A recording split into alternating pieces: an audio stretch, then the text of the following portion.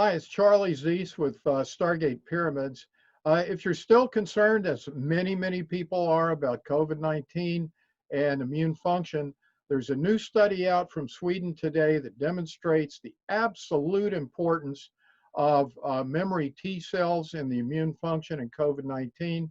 And I want to show you, if you don't know this already, that this is the exact method of action that the Stargate Pyramid uses to enhance immune function. So if you're interested in ways to protect yourself, to improve your immune function against COVID-19, this video is for you. So let's open up and begin by going over this article. This article is published in today's, or on today's Zero Hedge. This is Thursday, August 20th, and it's titled A Novel Breakthrough. New studies show memory T cells offer long-term, and this is really key, pre-existing COVID immunity. So let's read through this article, and then we're going to show you how this exactly ties in to the method of action that's been demonstrated through the Russian pyramid research. So let's start by reading the article. I've excerpted portions of it. The end of it became more political in nature, and that's not relevant to this discussion. So what you're seeing here is the science, and that's what I care about, and hopefully you should care about as well. So much of the talk about the coronavirus over the last couple of months has been about antibodies. They are looked at as part of the key to unlocking questions about immunity to the virus. Specifically, researchers have looked at how vaccines induce antibody responses and how long antibody protections last after someone has had the virus. In the answers to those questions lie the answer to another. How and when will we achieve herd immunity? There had been worries about coronavirus antibodies over the last few months. As several studies showed, they may only last several months. This has led to a litany of questions about how often one would need to or be required to have a vaccination, and whether or not we could ever become immune to the novel virus, quote unquote. But on Friday, and this is last Friday, which would be August 14th, a new study highlighted by Business Insider shifted the focus away from antibodies and onto the memory T cells, which are the cells that identify and destroy infected cells and inform B cells how to craft antibodies. We'll get into the B and T cells here in a moment after we read the article. So the article continues on. The study published in Cell now suggests that everybody who gets COVID-19 develops T cells that may offer long-term immunity by hunting down the coronavirus at later dates. Memory T cells will likely prove critical for long-term immune protection against COVID-19, the study says. The study looked at blood from 206 people in Sweden who had been exposed to COVID-19 in various degrees of severity. And to just step back here for a minute, Sweden is the only country in the West that has taken the approach of allowing herd immunity to develop in their economy. Their economy was not locked down. They don't do the mask requirements. They're not requiring extensive social distancing. They're requiring common sense. And they have had no major economic problems whatsoever, and their sickness and mortality rate is now down to zero as we continue to suffer through, having been through our routine and litany of mask wearing and now the prospects of potential mass vaccination. So just to keep this in mind, this is coming from a country that's taken a totally different approach to what we're taking in the United States. And what they found was that regardless of a person's exposure, they developed a robust T cell response, according to the study. And even those who tested negative to antibodies developed memory T cells, the study found. And this is going to be important when we think about the various testing protocols that we're using in the United States. Even Dr. Fauci called T-cell studies like this good news for fighting the virus. People who don't seem to have high titers or levels of antibodies, but who are infected or have been infected, have good T-cell responses, he said during a Facebook interview last Thursday. And the reason why that's important, if we start doing testing, or if testing is done with respect to antibodies to see if you've been infected, as you're seeing, those antibody levels may drop quickly. To continue on though, similarly, a study performed in July found that in 36 COVID-19 patients who had recovered, all produced memory T cells that recognize and are specifically engineered to fight the new virus. A third study published in Nature found that out of 18 people studied, more than 80% of the people developed these T cells. These previous studies also found, and this is really critical, many people who never had COVID-19 seem to have memory T cells that can recognize the new virus. This, of course, would mean that the virus isn't novel at all, as we had once thought, or some had thought. I did not, because I knew from the beginning that this was nothing more than a variation, even if it is manufactured or not, of the traditional coronavirus that's been around for over 60 years. In the July study, more than half of the people already had the T cells, and in the Nature study, more than a third already had the T cells. Another study published earlier in August showed that 25 people who never had COVID-19 had memory T cells that could recognize it. In other words, they had a form of pre-existing immunity. And here we're going to get to the next paragraph. This is very important when we relate this to the Russian pyramid research. The lifespan of such T cells can be immense. For example, in the July study, T cells in blood samples from 23 people who survived SARS, which again is another form of coronavirus that was in large proportion many years ago, those patients still had those T cells in their systems 17 years later. The same T cells could recognize the new virus, not the SARS virus, but the new virus, the new coronavirus called COVID-19. Alexandra Setti, a co-author of that study, said, this could help explain why some people show milder symptoms of disease while others get severely sick. You're starting with a bit of an advantage, a head start in the arms race between the virus that wants to reproduce and the immune system wanting to eliminate it. We wonder, and this is the article of this author of this article, if this could be part of the reason why COVID-19 numbers in the US are starting to roll over, as we noted previously. Now, what the key takeaway from this is the importance of the T cells, which are the produced in the thymus gland of the body. They are the ones who regulate what are called B cells that come from your bone marrow. There's two types of immune cells that are out there. But as we're going to see in the Russian pyramid research, and as indicated in the Swedish study, the real key here is the amount and the longevity, the life of these T cells, because these T cells acquire memory of prior infections that the body has experienced, and if it sees something that's very similar to it, it can respond from its longevity, from the longevity of the T cells in the body.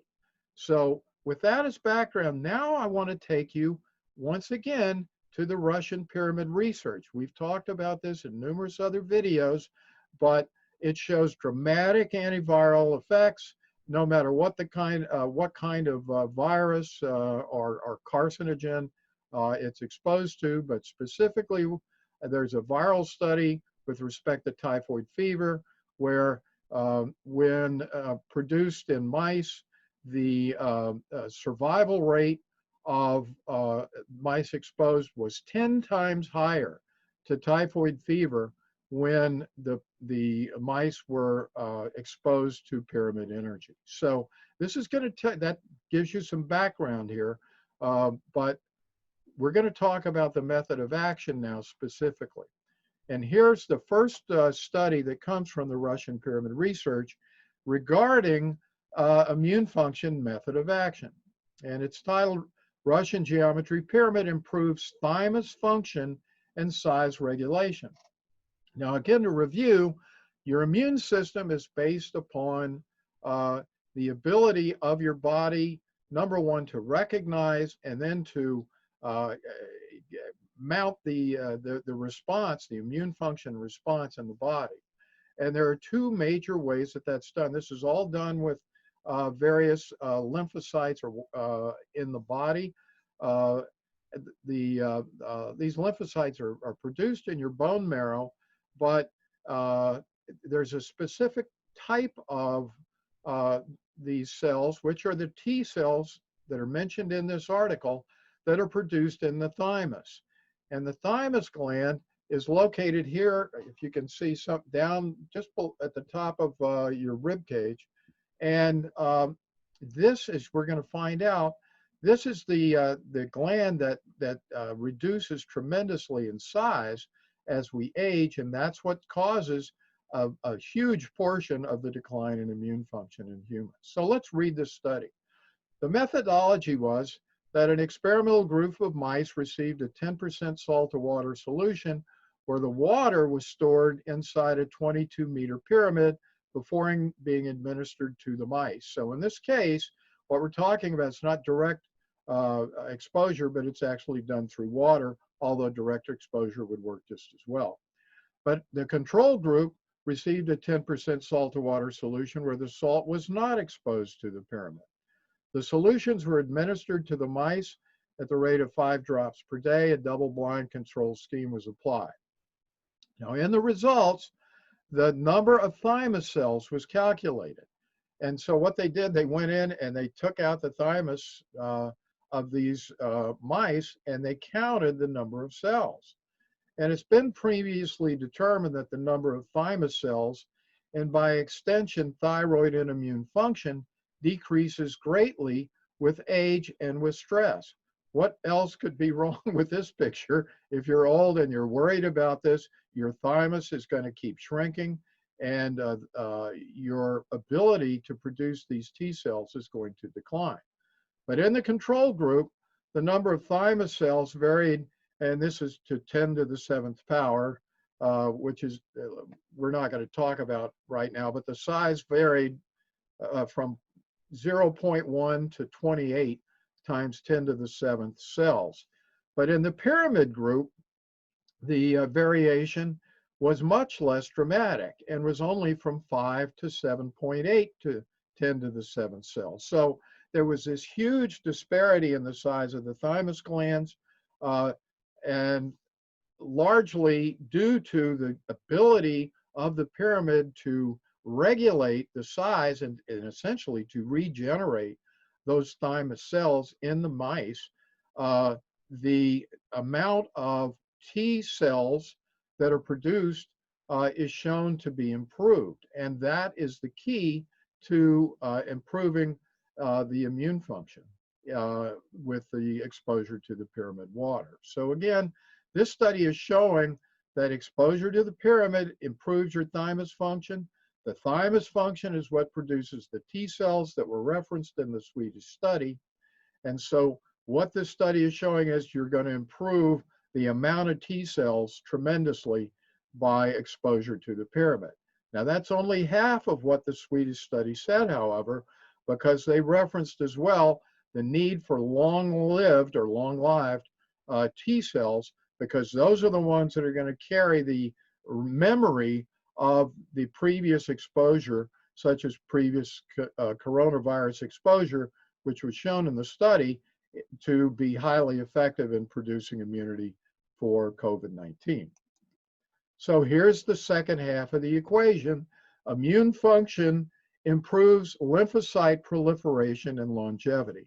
And again, lymphocytes are the precursor cells to these T cells and B cells, which activate and produce the immune function in the human body. So the goal of this study was, given the demonstrated importance of lymphocyte proliferation and longevity in immune function, this experiment was designed to determine what impacts exposure to the Russian geometry pyramid fields had on lymphocytes. So what was done was a study on the effects of pyramid water on the human lymphocyte or lymphoblast, which are immature lymphocyte cells.